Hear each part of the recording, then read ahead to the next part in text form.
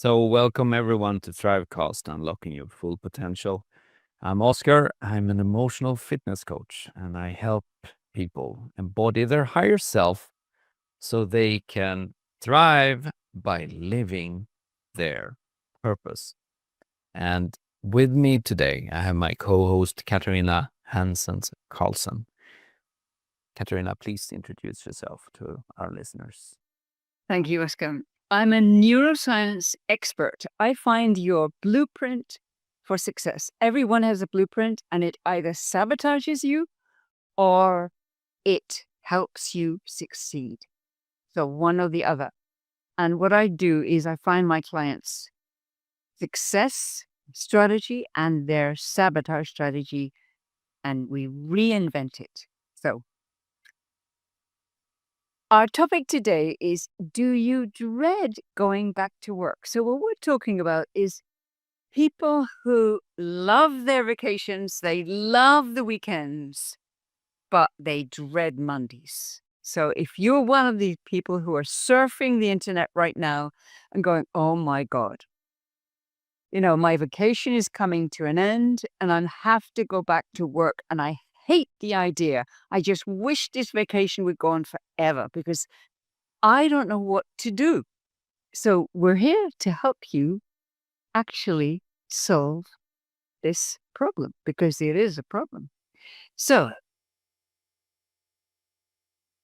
the first question is for you, Oscar. Mhm.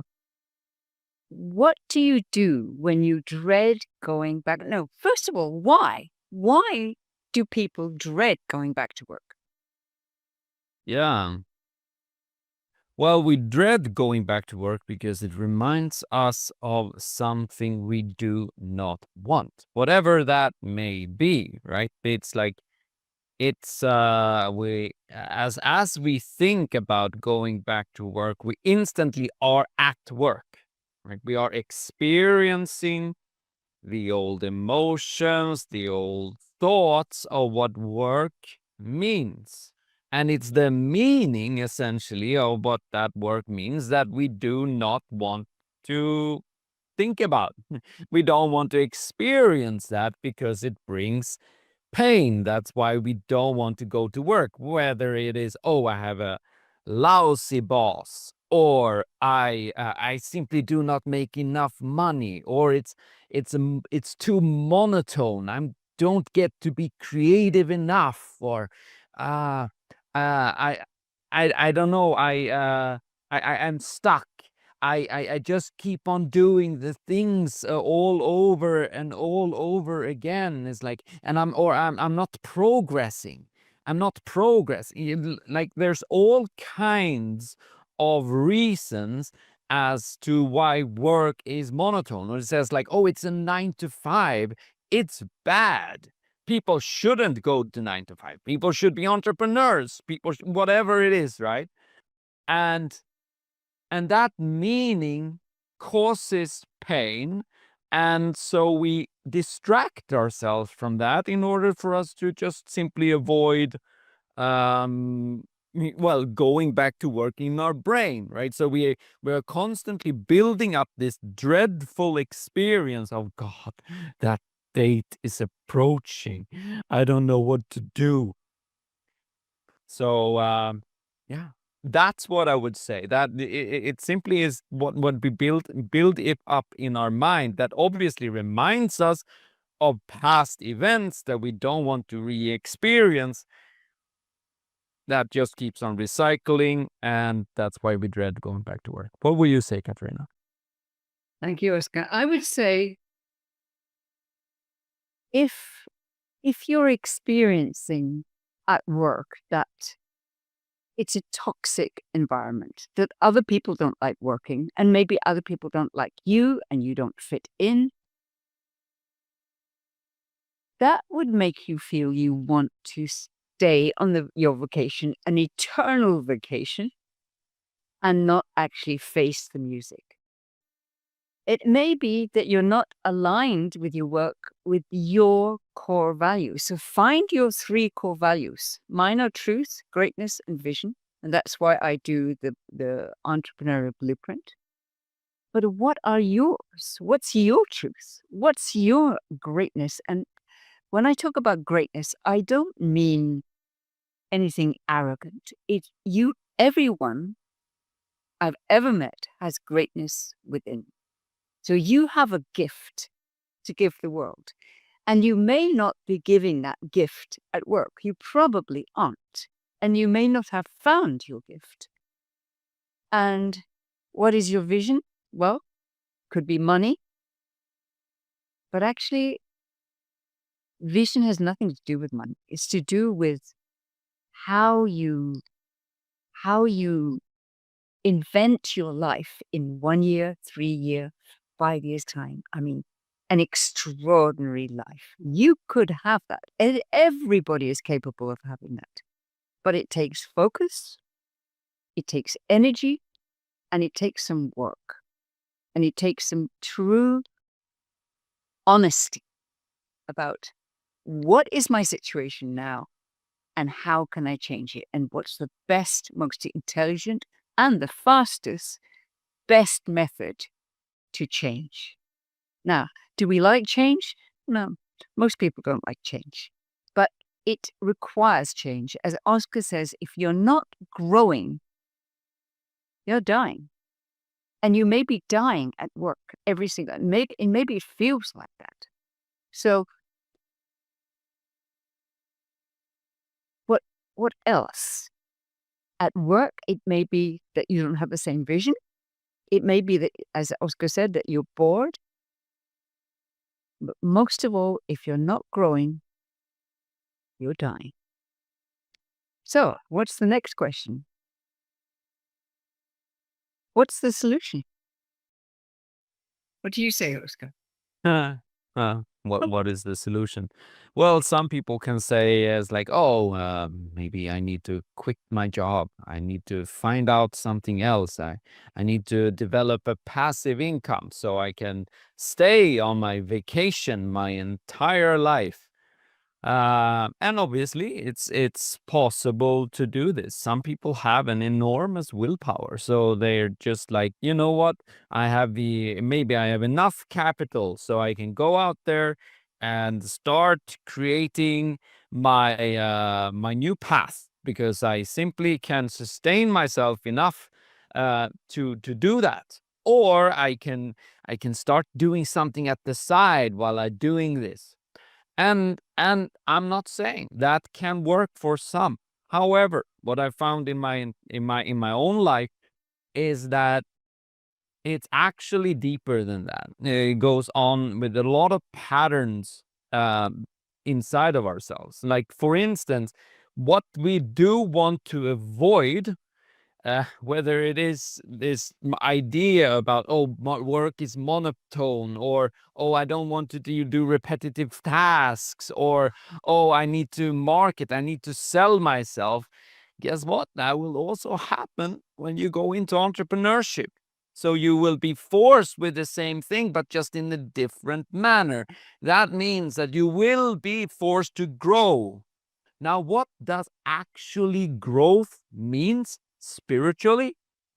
You might be a little bit surprised about this, but growth is releasing what no longer serves you. So whatever pain that surfaces that you do not want to experience, if you resist it, it will persist. But if you allow it to pass through as you move on with the tasks that you're doing without fuzzing about it, but simply allowing it to pass through your experiencing, then you will get higher and higher and higher in your vibrational state, which will attract to you new type of experiences, new people, new things in your life. So you are no longer tethered to the old.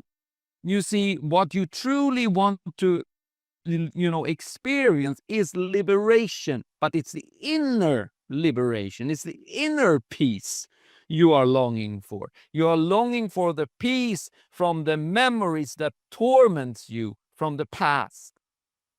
That's actually what you're longing for. And as that releases, then you will rise up. But as you rise up, you will come to finer and finer vibrations where you see, like, oh, I don't want that either in my life. But guess what? It's about releasing that too. Problem is that we find, and we become very unconscious of it, we find strategies to avoid releasing what is painful. And that strategy can then become, it's like, oh, I need to prevent this from happening. Oh, she cannot leave me this, or that cannot happen. I need to think this way, or I need to speak this way, so that person don't behave in that way. You see, that's a strategy that just tells you that you want to stop something from experiencing, but the very thing that stops you from experiencing it is by you feeling the pain of it and letting it go. You increase your spiritual propensity by releasing what no longer serves you. And guess what? Entrepreneurship is a spiritual game. It's not a game of strategy. That's the thing. When you are on this journey, whatever it is that you are painful about, you feel pain about, you need to release it.